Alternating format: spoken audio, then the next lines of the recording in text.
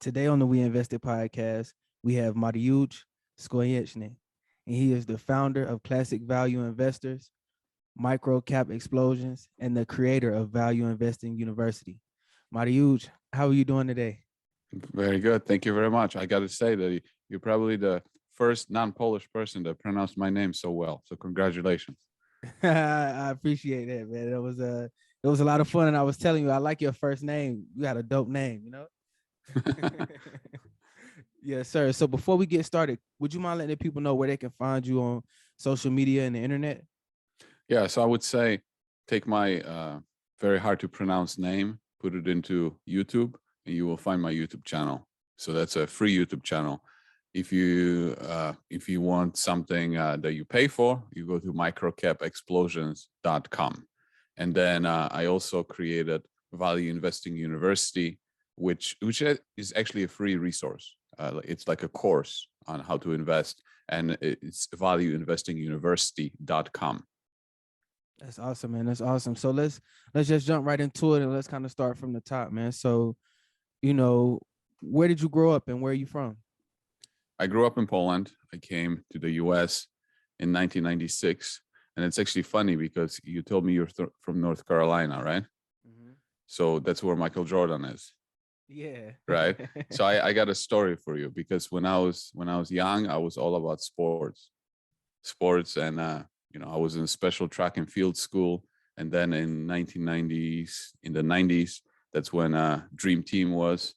The Bulls were right? So the basketball started to explode in Europe at that point. We didn't have it. It was just starting out because of that movement. So literally when I was coming to the US and I was coming to Chicago, on my mind, I was coming to play in the NBA. That's what was on my mind. Like, I'm not coming here for a better life. I'm coming here to play in the NBA. And so actually when I arrived, it was on June 23rd, right? 23, his jersey, in Chicago. So my cousin took me in front of his house, and that was like right before the game.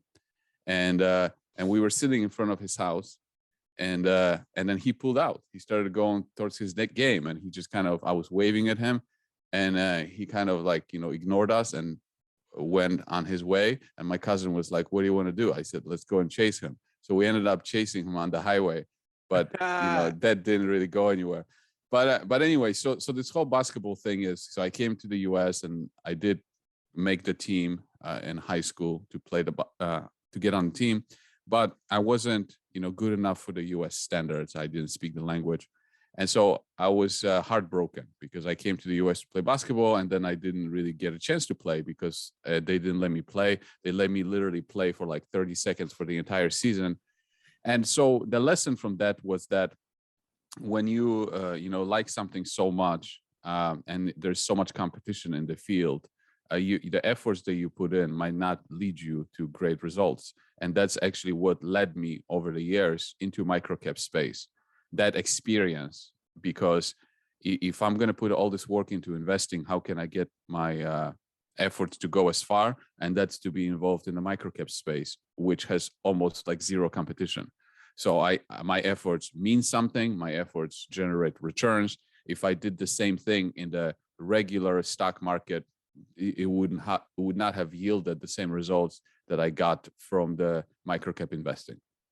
For sure, man. And so, you just talked a little bit about moving over from Poland to Chicago. So, how was that transition for you? And how did you like moving over here and seeing all these new different experiences? No, I liked it from the beginning. I never regret the decision. It was good. I never feel like I was not welcome or anything, because US is pretty open to people from other countries and people looking different.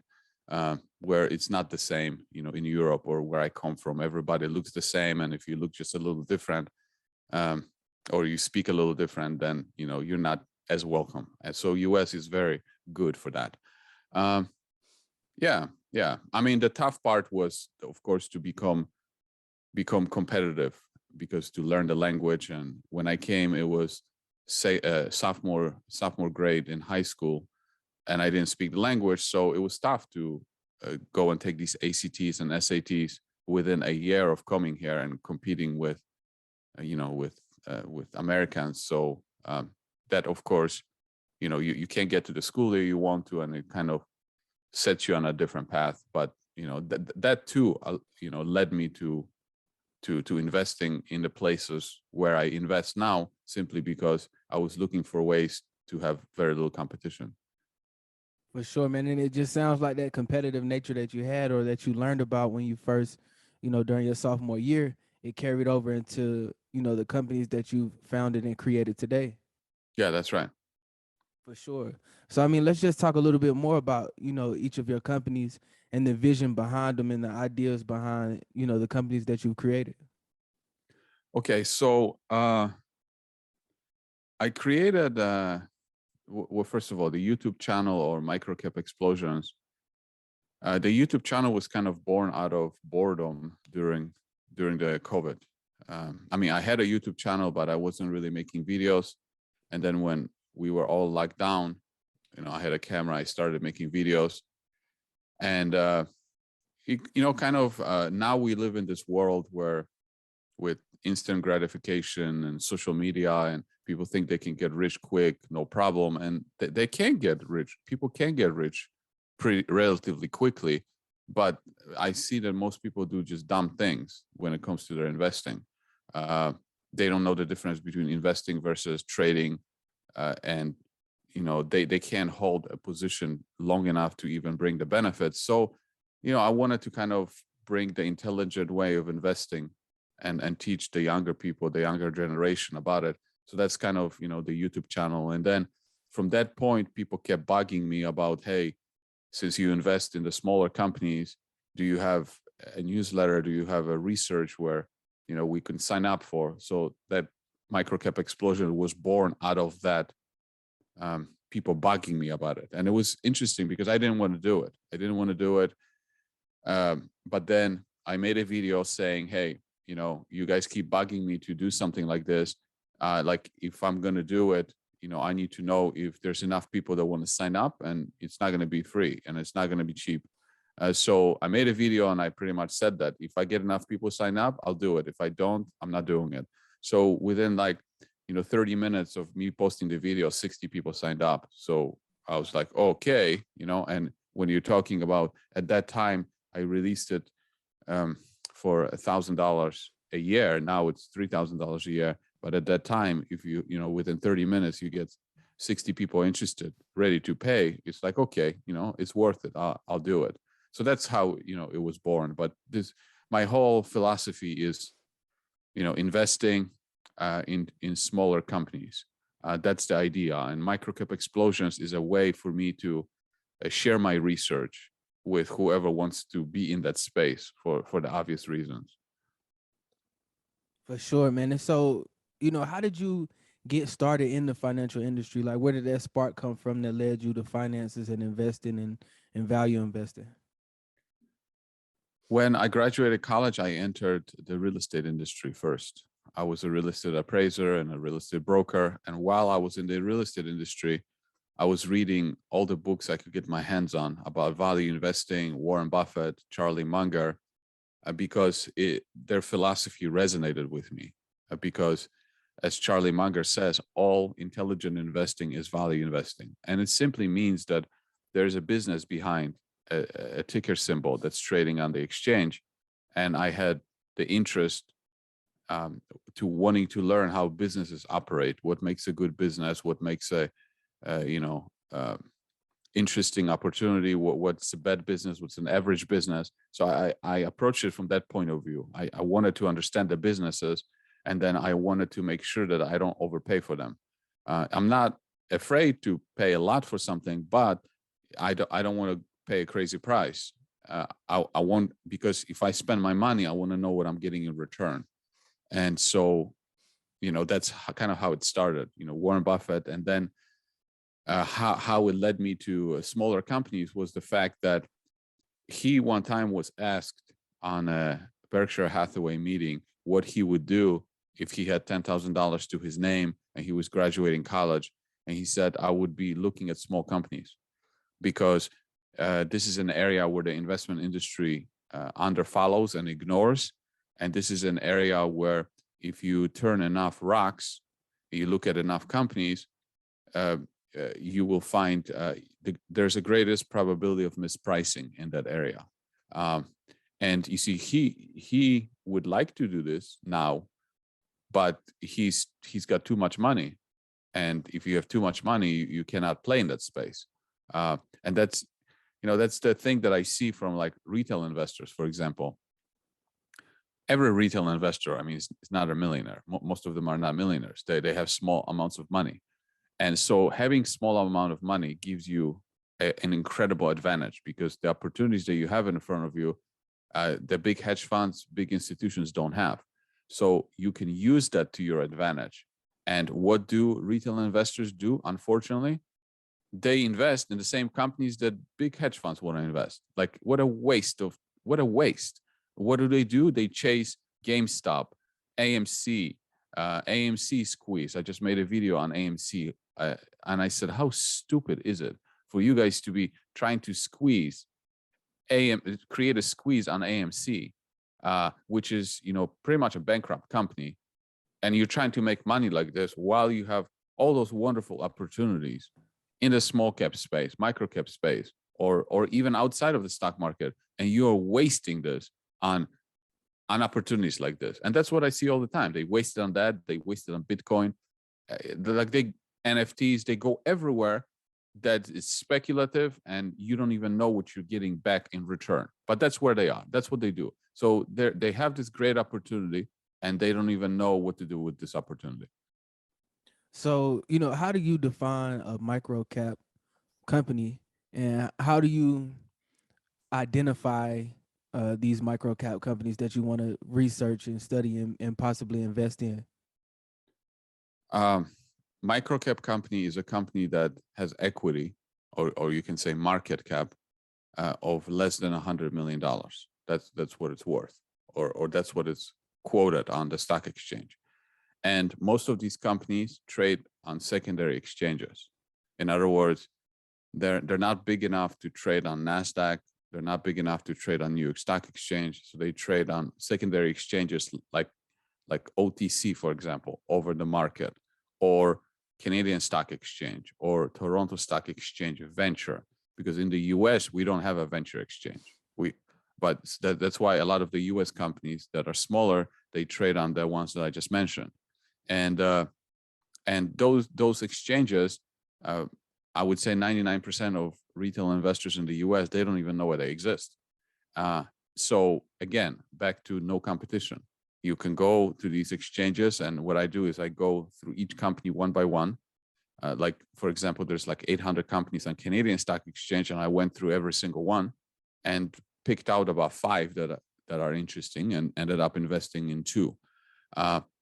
But if the business is sound, if the business grows, you're going to make money no matter what exchange it's on. And also, you will make even more money when that business grows big enough and graduates from that secondary exchange to maybe NASDAQ or New York Stock Exchange, when they then get recognized by this huge pool of people, and you ended up buying it when they didn't even know these companies existed. So, you're looking at the companies and the stocks that have tickers that have probably 4 letters instead of the 3 that are on the huge stock exchange. You're looking for the smaller companies with the market cap of 100 million or less. Yeah, that's right.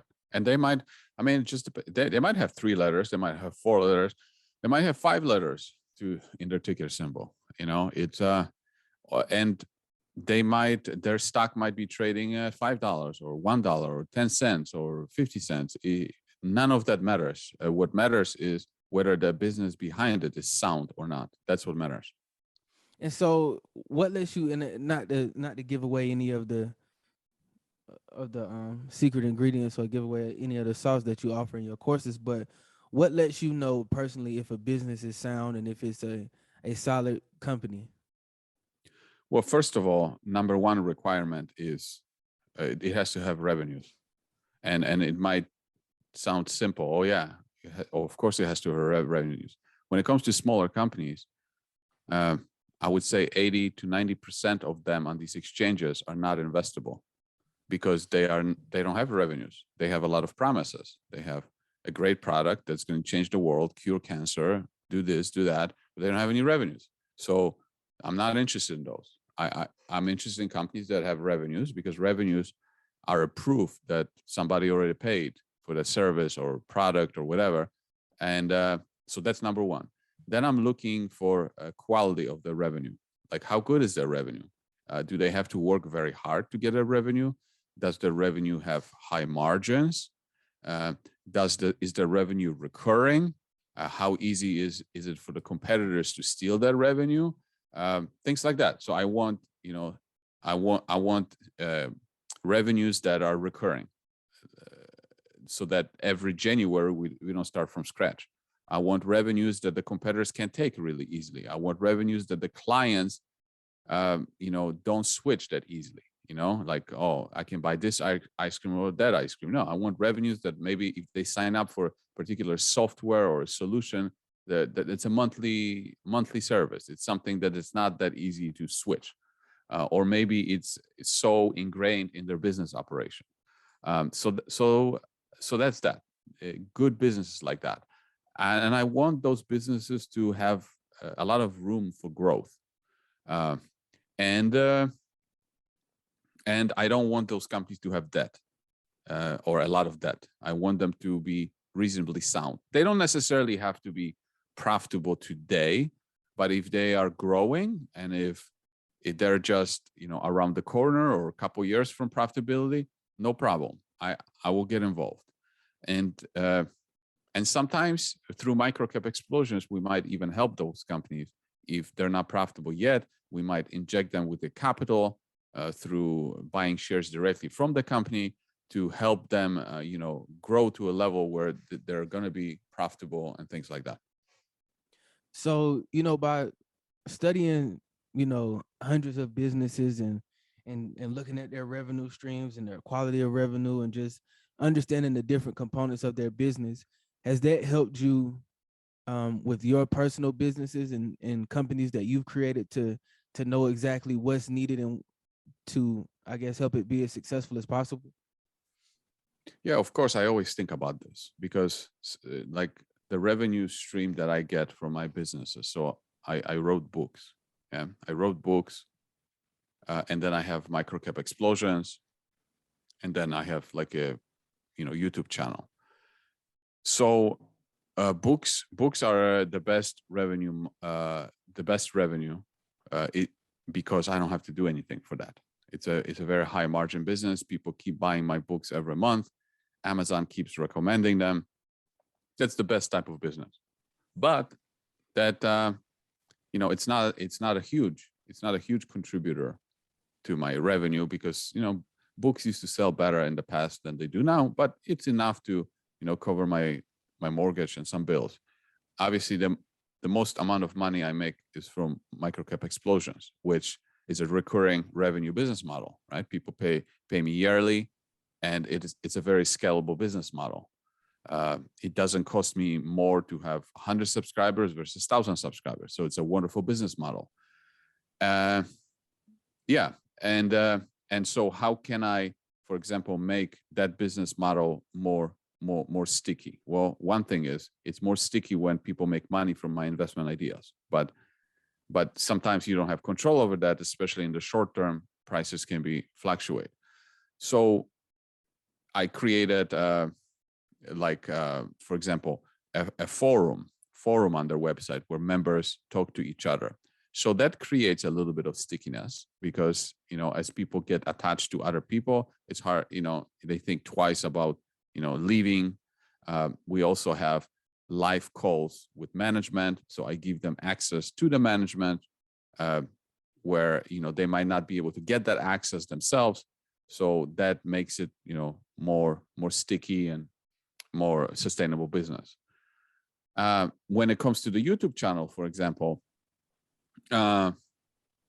you see YouTube channel, I do generate some money from that, but YouTube channel is more of my way of giving back. But if I want to use it as a marketing tool, which YouTube is a great marketing tool, podcasting is a great marketing tool, I am very consistent with making videos and grow my subscriber base, because you always have some turnover in your business, and if you don't have a way to replacing whatever you lose, then your business is not, is not very sustainable.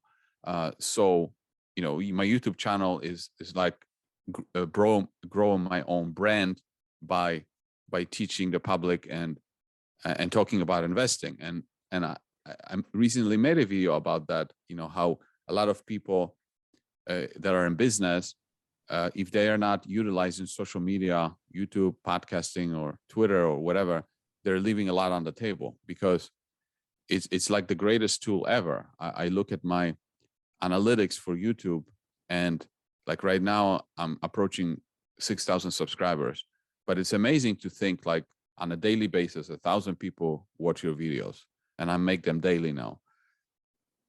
I might get like 400 to 500 new people, brand new people coming to my channel every day. I mean, where else are you going to get that? Like, how much it would cost to get 500 people come and listen to you? You'd have to rent a hotel, I don't know, buy them dinner or something just to listen to your message. And here you have an opportunity to create a message, make a video about something. Of course, you have to give value and make it good content, but then people come on their own from all over the world, any country in the world, listen to you and getting to know you. And a small percentage of them, of course, will either buy your book or will subscribe to MicroCap Explosions or to do business with you in one way or another.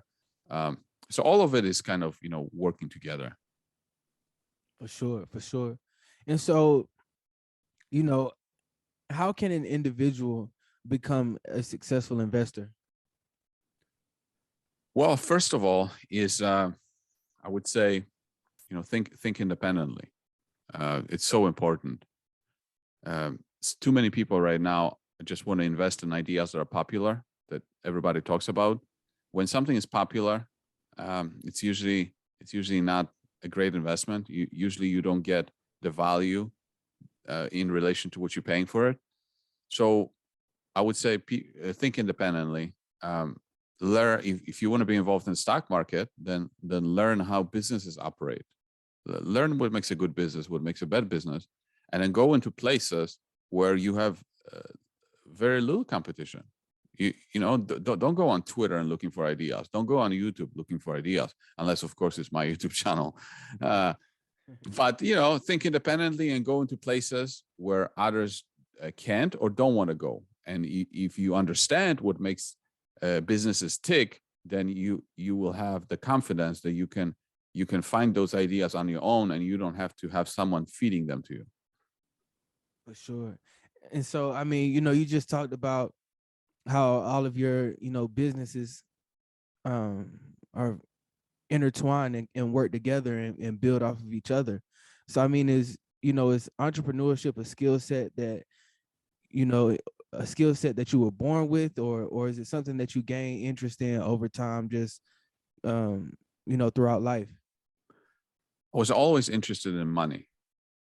When I was little, I wanted to be a cashier because I saw cashiers counting money.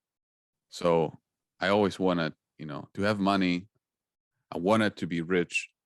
It was very important.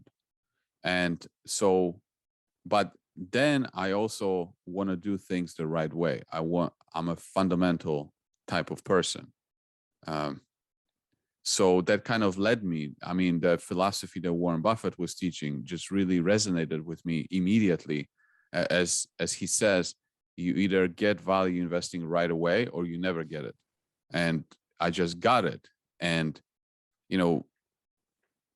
people are so confused about value investing, or the industry or people in stocks. They're like, oh, you're either a value investor or you're a growth investor.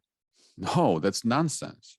You're either an idiot or you're not an idiot. Like, that's how I see it, because it's not about being a value investor. It's, you see, they invest in growth stocks, like, hyped up growth stocks that are going to, change the world or disrupt the world. You see, growth growth is a variable in value. When something grows faster, it's more valuable. If it grows slower, it's less valuable. The growth and value are not separate. So yeah, you can go and invest in an apartment building. You can go and start your own business. You can go and invest in growth stocks or not. Just pay attention to the business behind it. Pay attention to what you are paying for the business, because even the greatest businesses might not be good investments if you overpay for them.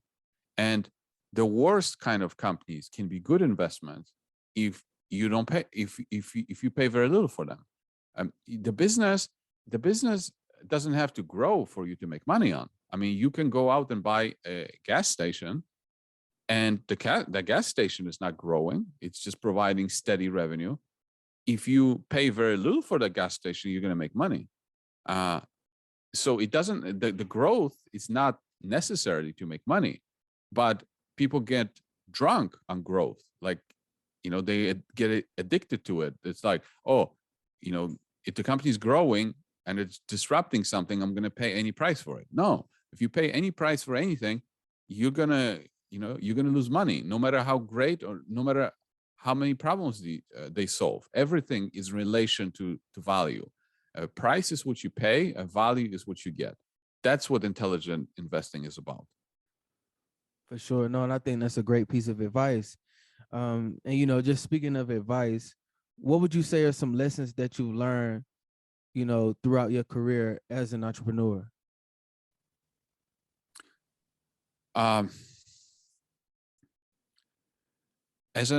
If you are if you started your own businesses, if you tried your own things, to build something, to build a product, build a solution, try to sell it to a market, you are a much better investor when you can do that versus, oh, I just went to school, got good grades, got an MBA, and then got a job at an investment bank or hedge fund, and now I am judging and making opinions about businesses. You don't know anything unless you tried something, created something, failed at it.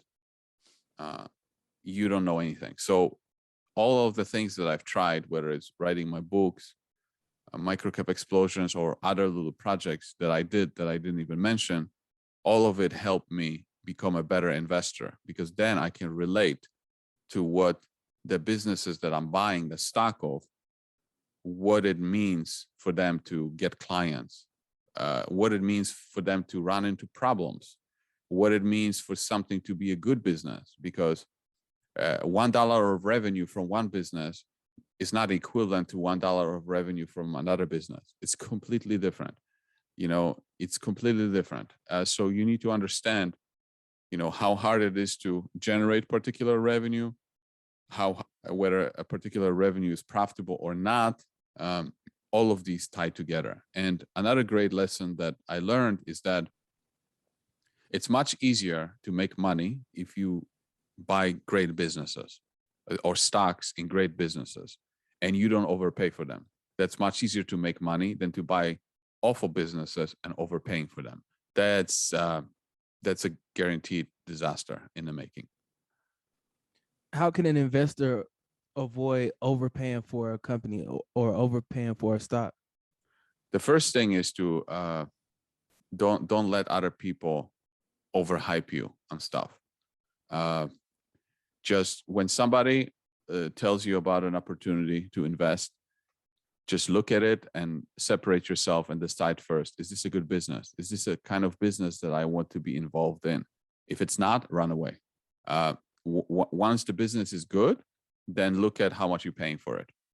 If you're paying too much for it, run away. If you're paying a reasonable price, you're going to be okay. And I get, now that my YouTube grows and more people find out about me, constantly I get people tell me, hey, look at this company, look at that company. Most of the time it turns out to be really bad. And I'm actually going to make a video soon about it, titled something like, I'm not your friend when it comes to investing. I don't care if you're my friend. I don't care if you're my brother, my girlfriend, or if I did business with you before. if you tell me about a company that you think, you know, the CEO is great, the product is great, I know the CEO, he's my brother or not, I don't care. I don't care. If the business is bad, if it's too expensive, I'm not going to look at it. It's simple as that. I don't care if we can have dinner together, but I'm not going to look at the company. I mean, I'll look at it, but I'm not going to invest in it just because you told me. And I just looked at two of them that recently, 6 months ago. Again, someone like that told me both of these businesses are down like 90 to 95%. The stocks are down like that because they were awful. That there was nothing behind them. There was a lot of promise, a lot of hype. Everybody got excited. And at the end of the day, they didn't have any revenues. They didn't have any product. The business was bad. And it turned into a disaster. And I didn't know it was going to turn into a disaster. But what I did know is that I didn't want to be involved because of, you know, the things that I said. So I would say, I say 99 times, I say no before I say yes to one company. For sure.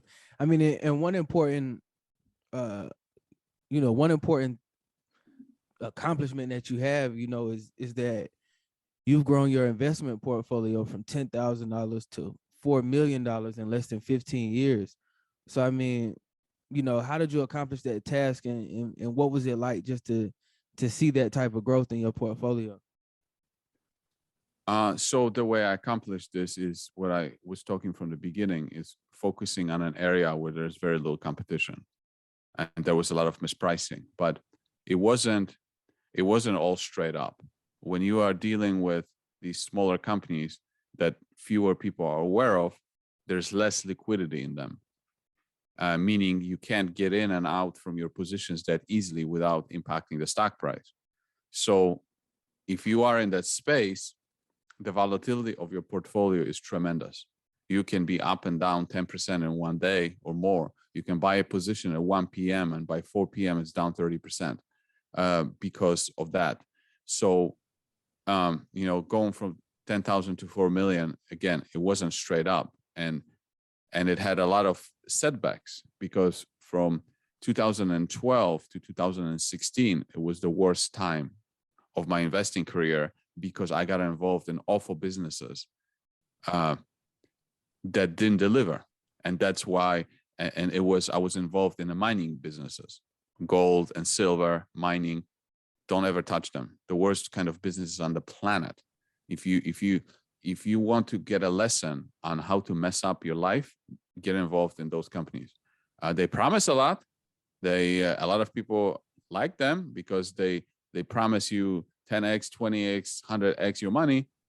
But they're number one. They're horrible, horrible businesses. They don't have recurring revenues. They don't have great margins.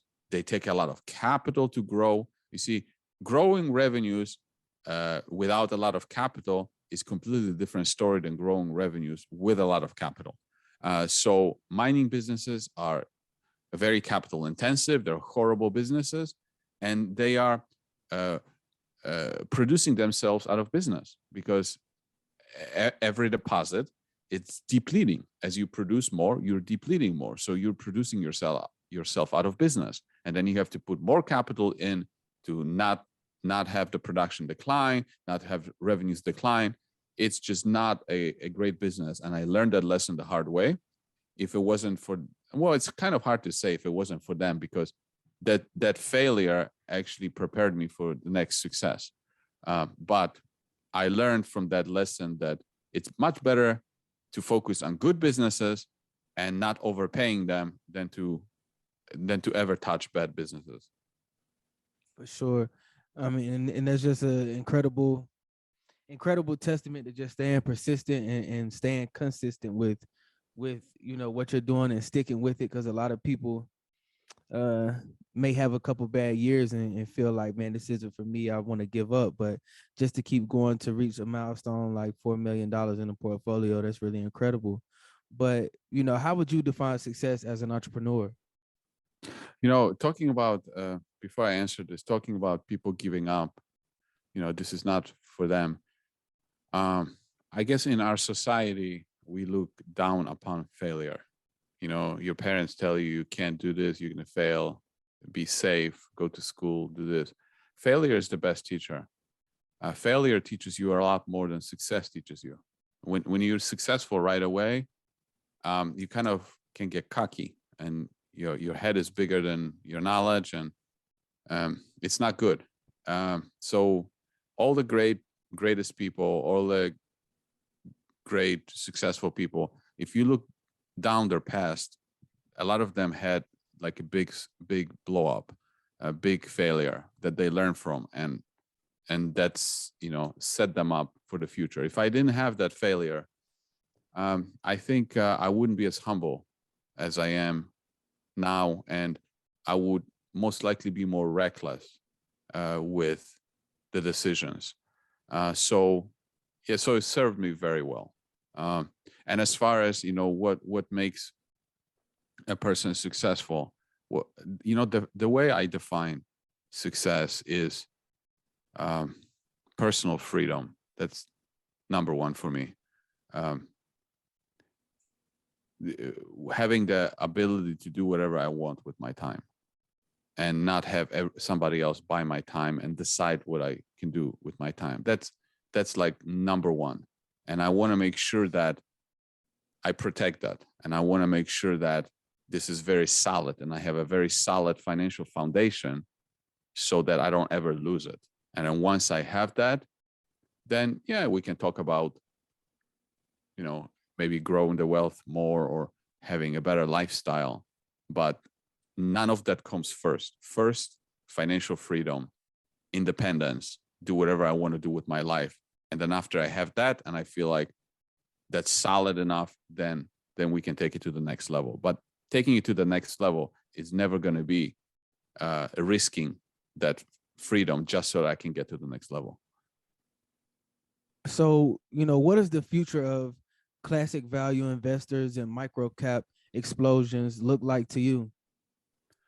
Classic value investors is already kind of like, I put it on a back burner. It's a public website that I don't really update that much. So it's mostly, right now I focus mostly on YouTube, and I focus mostly on MicroCap Explosions. So, MicroCap Explosions, we have about 300 members. I don't really try to push it too hard, because if you have too many members, then the opportunities are not there. So just continuing what we do with MicroCap Explosions, which is, expose my people to microcap ideas, small cap ideas that can improve their life. And at the same time, being able to buy stock in good businesses that are not overpriced, that are priced correctly, and then they still have a great future so that they can improve their financial life. And I want to grow my YouTube channel so that more people can be exposed to the message of, intelligent investing, thinking with your head, not going with the crowd, because the prevalent way of investing is to be stupid and just to go after the hype. And most people, when they invest in something, they don't even have a concept of, I'm spending money, what am I getting in return? They don't even think about it. It's, I want to invest in Bitcoin. Well, what are you getting back? Oh, Bitcoin. Why are you investing in Bitcoin? Well, because it's going to be worth more in the future. Why is it going to be worth in the future? Because that YouTuber said so. Well, okay, it's not the best way, to think about it. Or I want to invest in AMC. Why? Because we're squeezing the hedge funds. Why are you squeezing the hedge funds? Because we hate them. Like, that's just such a dumb way of investing. So I want to bring the logic and intelligent investing to people that want to listen. For sure, man. And I think you made some great points, because it's easy to see that the herd mentality has kind of made its way into investing, where a lot of people are just doing it because a lot of people are doing it. Yeah. Do you follow any YouTubers, financial YouTubers? I watch a few. Yeah. Do you know the guy named Meet Kevin? No. Okay. So I just made a video about Meet Kevin. Okay. Because he's got 2 million subscribers to his YouTube channel. And I went through his channel and I looked at the stocks that he recommended. Like, I made a list of like 20 on his channel. and they turned out to complete disasters. Okay, like they're down like 80-90%. If they're down only 50%, it's a huge success. So a lot of millennials are listening to this. Okay, and so he blew up, right? And but like I made a video. I didn't really make a video to like bash him about it. I just made a video because I wanted to analyze the kind of 5 stocks that he recommended and what I thought about it. And all of them were like terrible businesses. They were not even worth what people were paying for them. And because of it, so many people lost money. And then so I made a video because I'm like, people are canceling him right now. And I said, look, don't cancel him. Okay, because if he's willing to learn, intelligent way of investing, he could impact a lot of people's lives because he has so many people that listen to him. So I kind of encourage him to help him to learn, because you see, millennials, they want candy. Okay, but candies are not good for you. They're not good for your teeth. They're not good for your health. So if you want to grow your YouTube channel, yeah, give them candy. Talk about candy, chocolate, how great it is, how you can, pleasure yourself and all this. But what millennials need is an adult in the room. Millennials need someone to tell them that, hey, you know what? Vegetables are good for you. They can make you live longer. They're going to keep you fit, and you're not going to get diabetes. So you might not want to hear that, but that's what they need to hear. And that's what I think is missing. And I don't even know why I'm talking about it, but that's what the world needs. Okay, in this environment where everything is on TikTok, everything is fast. I want to buy this, and it's going to 10x my money. I'm going to be rich. It's like, look, you can be rich. Like you can get rich fast. Okay, like you see, it took me like 10 years to go from 10,000 to 1 million. And it took me 2 years to go from 1 million to 7 million, because we talked about 4 million. Now I eventually reached like 7 million. So you can get rich relatively quickly, but you're not going to get rich by doing stupid things and thinking short term and doing what everybody else is doing. That's not the best way to get rich. The best way to get rich relatively fast is to go where there's little competition, be smart about what you invest in, focus on the businesses that are good, don't overpay for them, and look at places where the probability of mispricing is the greatest. And look, it might not even be necessarily to invest in microcap stocks. It might not even be the best way to even invest in the stock market. If you have $10,000 to your name, maybe the best way is to, go and flip a house, or flip a car, or do something, because that you can get better return on your money like that. Or maybe it is to start a YouTube channel and start selling courses or something. That may be the better way, but focus on delivering value to the. If you want to make $1 million, solve $1 million problem, or solve a $1 problem, but solve it 1 million times. Okay, that's the best way.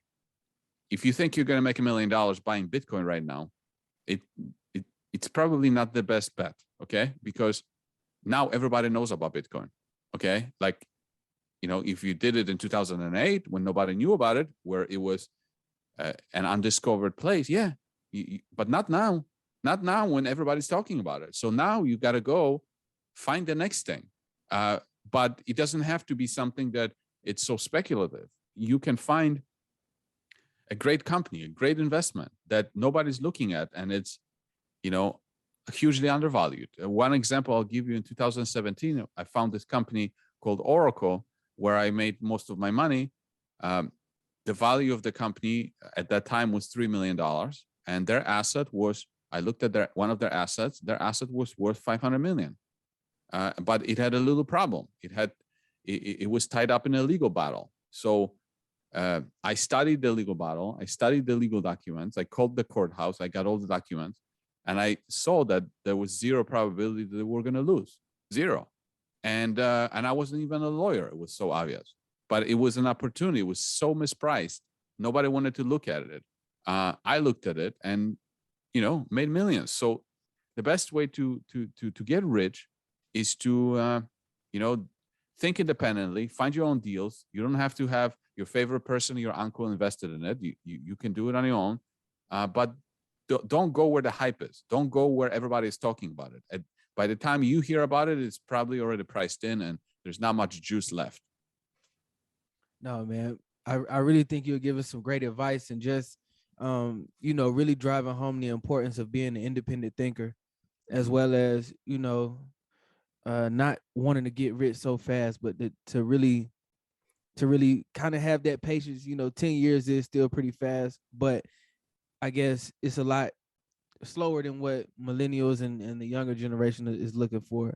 But yeah, man, the 10 years is gonna pass. Okay, you're gonna get old, and I know it's harder to be patient when you're 16, 17 years old, because 10 years ago you were just born, right? Or you were still in, couldn't even go to the bathroom by yourself. So I get that, but people overestimate how much they can achieve in 1 year, and they underestimate how much they can achieve in 10 years. For sure. No, that's a deep quote, man. Mariusz, I'm saying that correctly, man. Thank you for your time today. And before we get out of here, man, at the end of every podcast, we like to play a rapid fire question game where I ask you 3 questions. So, if you're willing to play, I'll go ahead and ask. Yeah, go ahead. All right. First question. Where's your favorite place to travel? I mean, I travel in the US mostly. So that I would say that it's my favorite place, just in the country. I love this country. For sure. Question number 2. What song represents your life the most? I don't know. All right, look, that's cool. And look, final question. What's an amazing thing that you did that no one was around to see? I would say that investment that I told you about, where, yeah, that was the most amazing thing that I'm the most proud of. That's incredible, man. Mariusz, thank you for your time today. I appreciate it, man. You dropped a lot of gems and I learned a lot from you. Thank you for having me. Yes, sir.